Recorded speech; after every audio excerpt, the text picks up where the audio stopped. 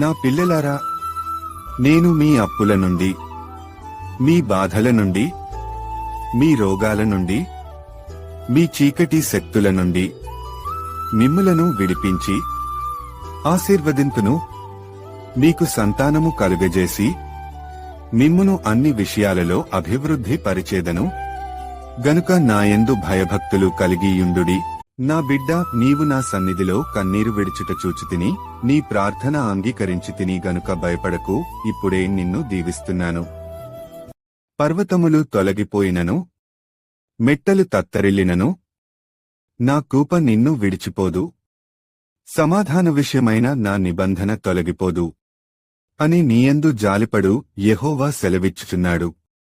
యెషయా గ్రంథము 54వ అధ్యాయము 10వ వచనము.